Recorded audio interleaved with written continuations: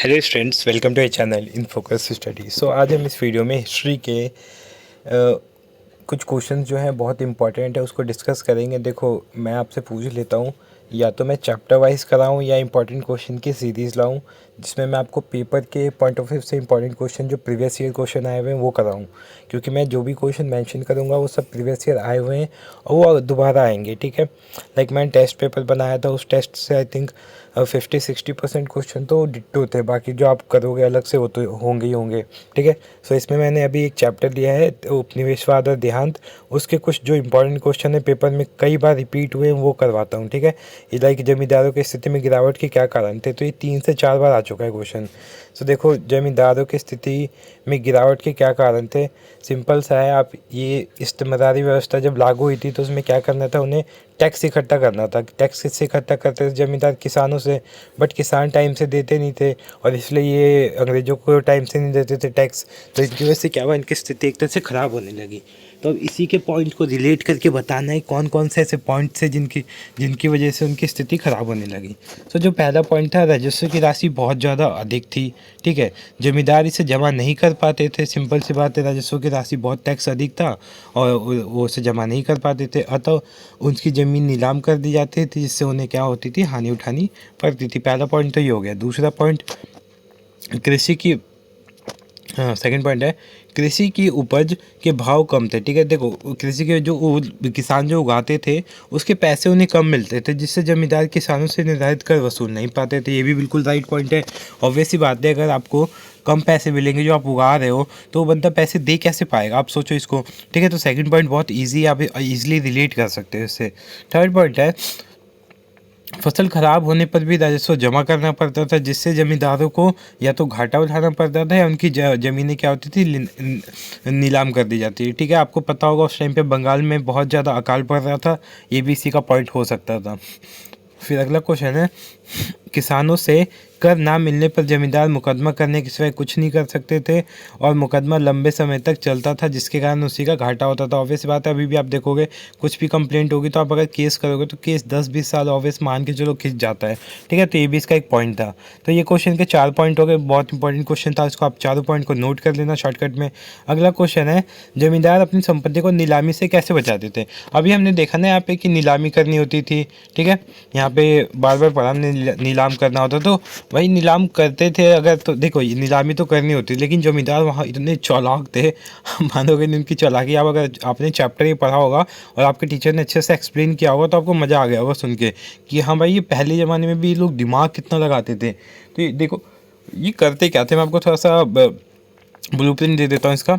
ये लोग अपना टैक्स नहीं दे पाते थे, फिर टैक्स ना देने की वजह से क्या होता था कि अंग्रेज इनकी ज़मीन जो थी उसको नीलाम करते थे। तो ये नीलामी में जो एजेंट जाते थे वो इसी के एजेंट होते थे, वो इसीलिए नीलामी की जो बोली होती थी वो कम लगाते थे और खुद खरीद, मतलब कम लगा के। ऑब्वियस बात है, 10 लोग नीलामी में बैठे हैं, 10 इसी के आदमी हैं, 100 लोग हम बोलेंगे 1 लाख, वो 1 लाख से कोई ऊपर जाएगा नहीं, 1 लाख पर ज़मीन बिक जाएगी। ये होता था वहाँ पर। ठीक है, वो ख़रीद लेते थे खुद ही। तो देखो, पहला पॉइंट है, फर्जी बिक्री के द्वारा जमींदार अपनी ज़मीन को नीलाम होने से बचाते थे। ऑब्वियस बात है, जो मैंने बताया अभी। दूसरा पॉइंट है, जमींदार अपनी ज़मीन को घर की महिलाओं के नाम पर कर दिया करते थे, क्योंकि औरतों की संपत्तियों पर इस्तेमारी व्यवस्था बंदोबस्त लागू नहीं होता था। ठीक है, तो बच जाते थे ये लोग, ये भी बहुत अच्छा पॉइंट था। थर्ड पॉइंट देखते हैं, ये रहा थर्ड पॉइंट। जमींदार नीलामी एजेंट के साथ मिलकर तोड़ जोड़ कर लिया करते थे, मैंने एजेंट वाला ऑप्शन बताया।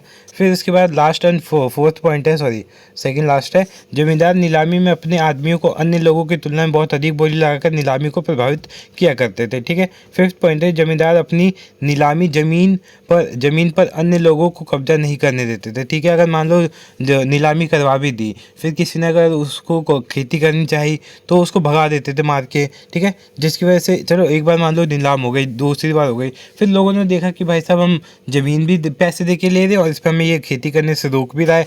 अगर केस करता तो केस लंबे टाइम तक चलता, तो इसीलिए ये भी प्रॉब्लम थे, वो लोग जल्दी नीलामी में खरीदते ही नहीं थे ज़मीन। नेक्स्ट क्वेश्चन है, राजस्व की राशि में भुगतान में जमींदार क्यों चूका करते थे, जो भी हम ऊपर पॉइंट पढ़ रहे थे कि हाँ ये टैक्स नहीं दे पाते थे। सो टैक्स ना देने के पीछे रीज़न क्या था? सो पहला रीज़न था 1770 का अकाल, उस टाइम बहुत ज़्यादा पड़ा था, ठीक है। फिर राजस्व की राशि की दरें भविष्य को ध्यान में रखकर 1793 में निर्धारित की गई, जो कि उस टाइम बहुत ज़्यादा थी, ठीक है। राजस्व की दरें स्थायी थी, चाहे मतलब वो फ्लेक्सिबल थी ही नहीं, लाइक फसल ख़राब हो गई फिर भी आपको उतना देना, नहीं हुई फिर भी आपको उतना देना है। और राजस्व की दरें काफ़ी ऊँची थी। राजस्व के चुकाने के समय बहुत पर्याप्त हुआ करता था, इसके लिए सूर्य अस्त विधि का प्रयोग किया जाता था। कई स्थानों पर स्पष्ट नहीं था कि लगान कौन एकत्रित करेगा, अर्थात तालुकदार, जमींदार या कलेक्टर, और कहीं कहीं पर तीनों ने ही नहीं होते थे, कहीं कहीं पर तीनों ही नहीं होते थे। तो ये भी बहुत प्रॉब्लम थी कि टैक्स दे तो दे किसे। अमीर किसान जमींदारों को लगान देने के लिए उठाते थे छोटे किसानों को, जिससे किसान लगान आगे ना दे पाए, ठीक है। तो ये भी बात हो जाती थी। तो ये सब इसी के पॉइंट हो जाएंगे कि राजस्व क्यों चूक जाते थे वो भुगतान करने में। और नेक्स्ट क्वेश्चन जो कि बहुत इंपॉर्टेंट है, मैं आपको दिखाता हूँ 2009 में, 2013 में, 2015 में, ठीक है, 2016 में, 2019 के सैम्पल पेपर में और 2020 में। ये इतने बार क्वेश्चन रिपीट हुआ है, तो आई थिंक 2022 में आने के चांसेस हैं। क्वेश्चन क्या है, क्वेश्चन देख लो आप। गांव भीतर जोतदार की शक्ति जमींदारों की शक्ति की अपेक्षा अधिक प्रभावशाली किस प्रकार होती थी, ठीक है। तो ये बताएं, जो गांव में जोतदार होते हैं, जमीन को जोतते थे, उस पर खेती करते थे, उनकी शक्ति अधिक क्यों मानी जाती थी? ग्रामीण बंगाल से बहुत जोतदार निम्न कारणों से शक्तिशाली माने जाते थे।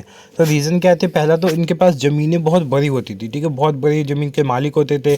पहला पॉइंट यही है कि बड़ी ज़मीनों के मालिक। 19वीं शताब्दी के आरंभ वर्षों तक उनके पास ज़मीनों के बड़े क्षेत्र थे, इनमें से कोई तो 1000 एकड़ से तक फैले हुए थे। सोचो 1000 एकड़। सेकेंड पॉइंट है व्यापक शक्ति, स्थानीय व्यापार और साहूकार के व्यापार पर भी उनका नियंत्रण था। इस प्रकार उस क्षेत्र के गरीब काश्तकारों पर भी वे व्यापक शक्ति का प्रयोग करते थे। सेकंड पॉइंट ये हो जाएगा। थर्ड पॉइंट है उपज में आधा हिस्सा जोतदार की जमीन का बड़ा भाग बटाईदारों द्वारा जोता जाता था। यह उनको जोतदारों को फसल के बाद आधा हिस्सा दे दिया जाता था। फिर उसके बाद फोर्थ पॉइंट है लगान बढ़ाने का विरोध करते थे लोग। अगर लगान बढ़ती थी तो ये लोग लगान देते नहीं थे, ठीक है। गांव में रहने के कारण जोतदार ग्रामीण वासियों पर सीधा नियंत्रण रखते थे, जबकि जमींदार शहरों में रखते थे, ठीक है। तो ऑब्वियस बात है जोतदारों का ज़्यादा प्रभाव हुआ करता था, ठीक है। तो और एक दो पॉइंट है, ग्रामवासियों पर नियंत्रण हो गया क्योंकि ये लोग वो रहते थे, ठीक है। अब देखो इसमें जोतदार जमींदारों द्वारा गाँवों की जमा लगान को बढ़ाने का प्रतिरोध करते थे, जमींदार अधिकारी को अपने कर्तव्य का पालन करने से रोकते थे, ठीक है। ये हो जाएगा हमारा फिफ्थ पॉइंट। सिक्स पॉइंट देखते हैं, राजस्व भुगतान में देरी करते थे ये लोग, ठीक है। तो ये भी पॉइंट हो जाएगा। कितने पॉइंट हो गए? 6 पॉइंट हो गए, जो कि बहुत ज़्यादा पेपर का पॉइंट है, तो इंपॉर्टेंट है। इसको अच्छे से नोट करके लिख लो आप, ठीक है। ये पेपर में इनमें से एक ना एक क्वेश्चन कन्फर्म आना ही आना है, ठीक है। प्री बोर्ड में हम देख लेंगे, प्री बोर्ड में भी आएंगे इसी तरह क्वेश्चन, ठीक है। सो ये हमारे क्वेश्चन थे, आज के 5-6 क्वेश्चन थे जो पेपर के पॉइंट ऑफ व्यू से बहुत ज़्यादा इंपॉर्टेंट है। इसकी PDF में डिस्क्रिप्शन में डाल दूंगा, वहाँ से जाके आप डाउनलोड कर लेना। और टेलीग्राम चैनल मैंने स्टूडेंट्स के लिए अलग से बना रखा है, तो वो भी आप ज्वाइन कर सकते हो, ठीक है। सो होप सो आपको ये वीडियो अच्छी लगी हो। वीडियो अच्छी तो वीडियो को लाइक करना, चैनल को सब्सक्राइब कर देना फॉर फर्दर इन्फॉर्मेशन। मिलते हैं नेक्स्ट वीडियो में। Thank you so much for watching this video.